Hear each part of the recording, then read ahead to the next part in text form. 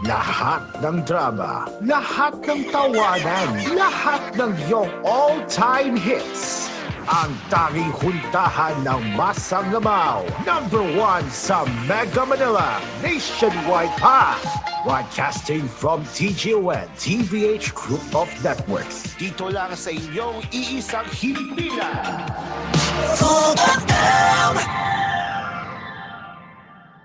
You are listening to Cool FM. Live from Cool Studios. This is koolNews at 6.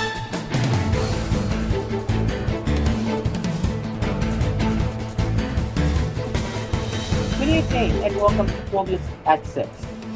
My name is Carter, and now let's get into the headlines. Xia Guo is also Chinese national according to National Bureau of Investigation Director Jimmy Santiago. Citing fingerprint analysts, Santiago announced during a joint press conference with Immigration Commissioner Norman Tancinco and Justice Assistant Secretary Miko Calavano on Friday that Sheila Guo is Zihang Mir. There was a comparative fingerprint analysis between Sheila L. Guo, security protection to 4.4 million beneficiaries of the Pantawid Pamilyang Filipino program, or 4Ps nationwide through the 4Ps version of its savings scheme. The SSS and the Department of Social Welfare and Development SDWD have signed a memorandum of agreement allowing families benefiting from the government's conditional cash transfers program to become SSS members and have access to Social Security benefits. SSS aims to provide these vulnerable sectors with the mechanism to become active SSS members and thereby secure their future through the range of SSS benefits, Ronaldo Ledesma Makaset, President and Chief Executive Officer of SSS, said in a statement on Thursday. Under the agreement, SSS will develop an Alcan SSSIA program, a savings scheme inspired by a Peking bank concept that is customized for Poorbees members. We may also craft a special SSS contribution table for 4Ps beneficiaries tailored to fit their paying capacity, considering the current minimum monthly contribution of 570 pesos, Makaset said. Jonathan Gorinmo, Vice Chairperson of the Alliance of Concerned Teachers ACT, described the Office of the Vice President's OVP request for 10 million pesos to print 200,000 copies of Vice President Sara Duterte's book, Isang Kaibigan, or Friend. As Duterte pointed out, the book, which she self-authored, stresses on the value of friendship, of non-abounding friends, and seeks to impart this lesson through the story of Kewa Go, or All, whose home was destroyed by a storm, and Laro, or Parrot, who came to help Kewago and offered shelter. Owls in real life do not build homes but settle on trees, unlike Duterte's fictional character. But while the OVP defended the book, saying that it would encourage reading, Geronimo asked if it is really necessary, especially since most students in public schools do not have a complete set of textbooks and that some do not even have a single textbook at all.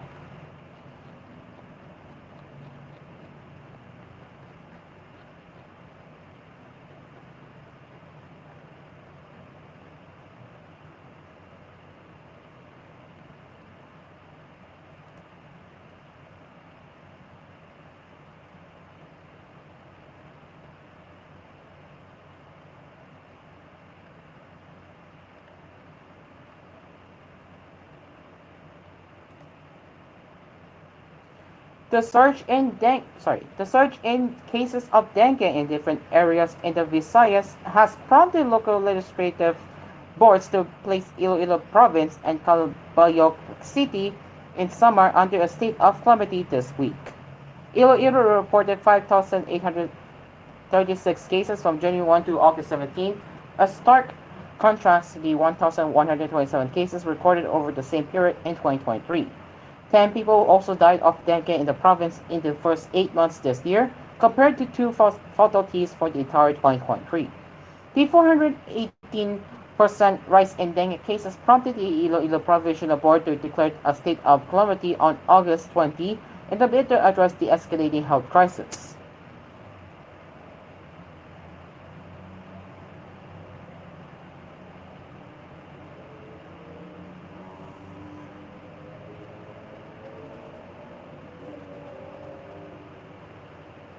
The situation has reached a point where we need all hands on deck, said Dr. Maria Socorro Colmenares Quinon, head of the Iloilo Provincial Health Office. He said that while the emergency fund would address immediate needs, long-term solutions required community participation and sustained public health efforts. The declaration allows Iloilo province to use 30.6 million pesos in government funds to boost the province's response to the rise in dengue cases. The budget would be used to buy intravenous fluids for district hospitals, campsite sprayers, dengue test kits, and chemicals for widespread spraying operations across the province. The Iloilo Provincial Board also stressed the need for a heightened public awareness campaign, particularly at the barangay level, urging local leaders to lead efforts to educate residents on preventive measures and early education of the mosquito-borne disease. Earlier, the legislative councils of Pasig City and the municipalities of Migao, Tigbuan, and Auton had placed their respective localities under a state of calamity due to the outbreak. In summer, dengue cases in Calibok, meanwhile, reached 422 from January 1 to August 31st, higher than the 83 cases reported over the same period last year, according to the city's health office. This represented a 508% increase in cases.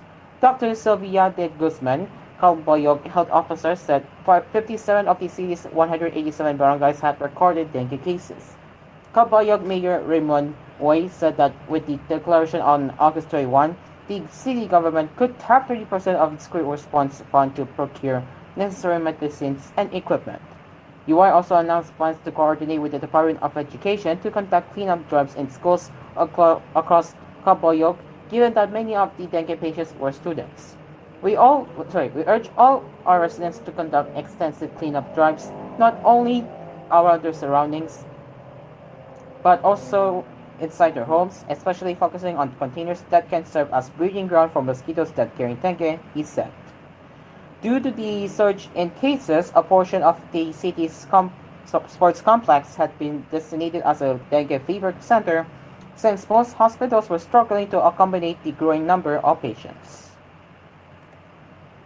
It is now 6:11 in the evening, and koolNews at 6 will be right back.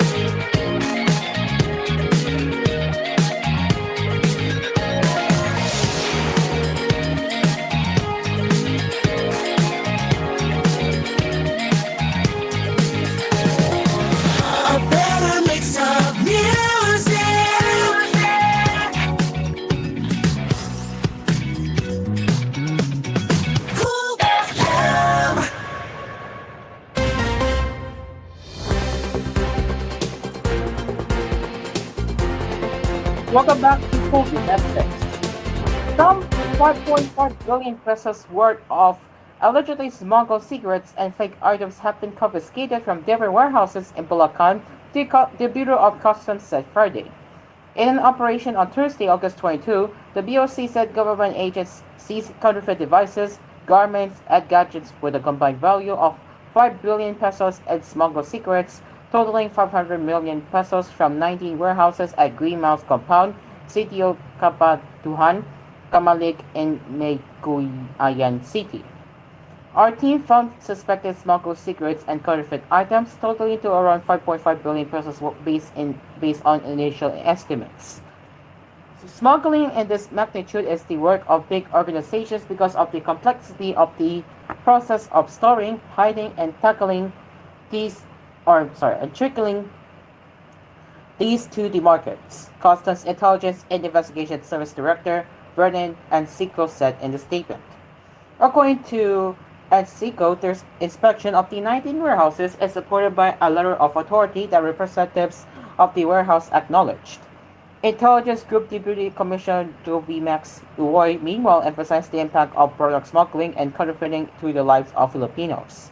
Many of the items we found in the warehouses were ordinary devices and gadgets that Filipinos use in their daily lives. Our consumers must be certain of the quality and durability of these products, but because these smugglers circumvent the law, we cannot give our buyers the same protection that authorities and legitimate items provided, he noted.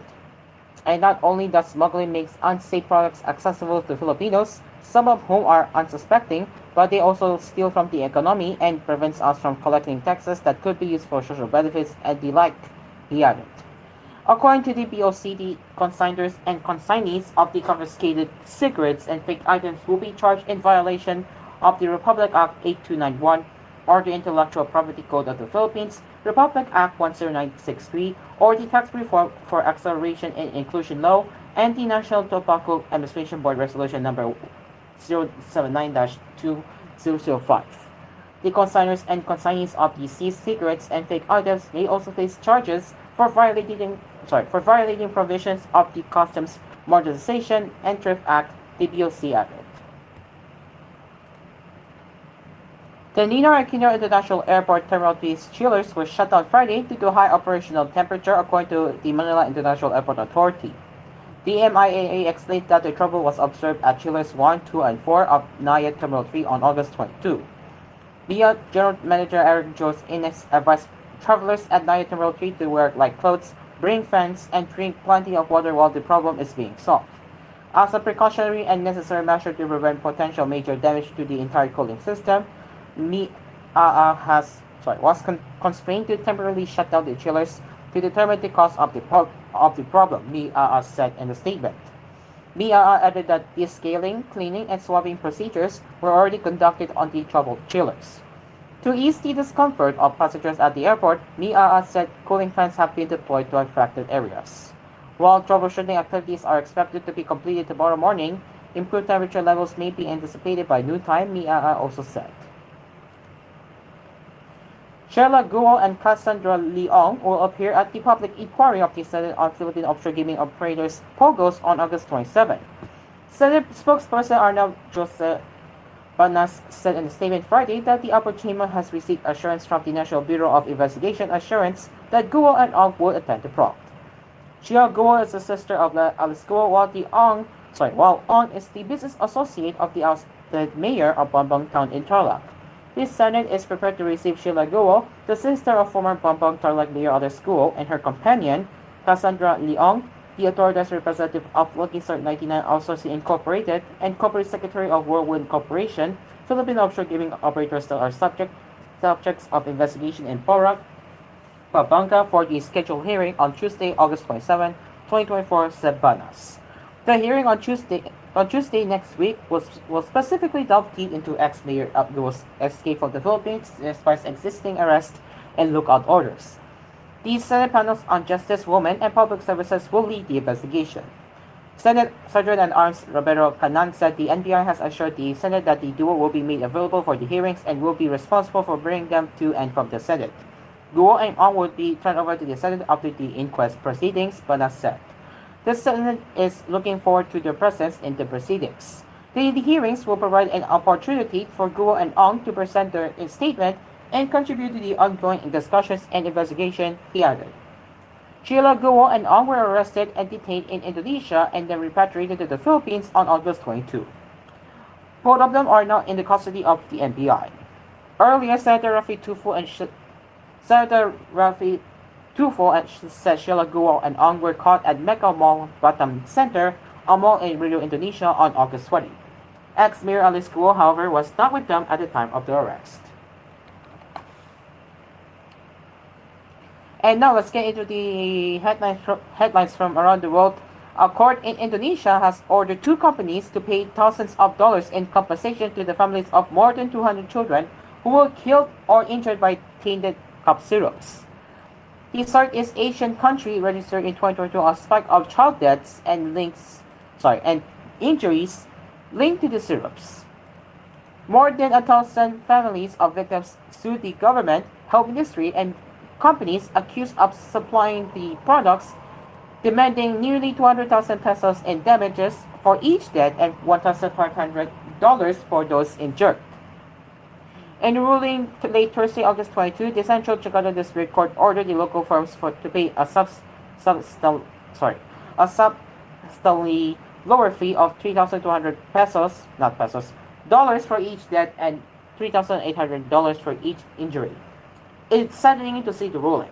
The compensation is so much lower, said Nedi Armadianto, who lost his 10-month-old daughter Aisha to acute kidney injury. The loss of a child cannot be replaced with money, but we had hoped the judge would take our side. The father and the lawyer representing the families expressed disappointment. The court made no statement about any alleged wrongdoing by the country's health industry and drug regulator, both included in the lawsuit. It is deeply disappointing for the victims' families. What we are demanding is accountability from the Ministry of Health and the Food and Drug Monitoring Agency, said lawyer Siti Habiba. A health ministry spokeswoman said it had to review the decision. The drug regulator did not respond to an agent's press comment request. The father and lawyer said the sanctioned firms were supplied CV Samudra Chemical and cough syrup producer Afi Pharma. The former distributed ethylene glycol, a compound used in industrial products such as antifreeze. Afi Pharma's chief executive and 3 employees were jailed last year over accusations they did not properly test the products. The firms were listed in the ruling as Defendant 1 and Defendant 3.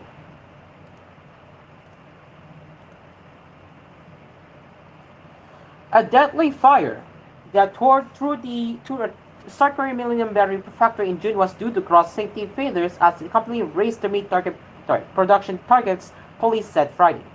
23 people were killed at the Arcel Millennium Battery plant in the massive blaze, most of them Chinese nationals, in one of the country's worst factory disasters in years. Arcel, a primary battery manufacturer, produced batteries for South Korea's military, but batches of its batteries had failed quality inspections in April for the first time ever, and it was racing to redo those orders plus meet June requirements, police said. The company was trying to produce 5,000 batteries a day and started excessive manufacturing, according to the police. Arcel employed a large number of unskilled workers to meet this goal, and as a result, the defect rates rose significantly, Kim Jong-min at Gyeonggi, Nambu Provincial Police Agency told reporters. Some abnormal batteries that generated heat were found in May, but the company did not separately inspect them, instead marking them as fine.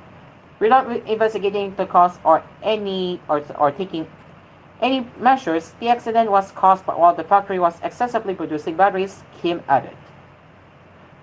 Police also said that the company did not comply with factory safety laws, including a lack of emergency exits and inadequate safety education for employees who did not speak Korean. Because of gross deficiencies, the majority of workers were found on the other side of the emergency exit, even though there were 37 seconds in which they could have evacuated after the initial explosion on June 24, said Kim. Police also said Arcel had manipulated data to meet its military procurements and had been cheating on quality inspections since 2021.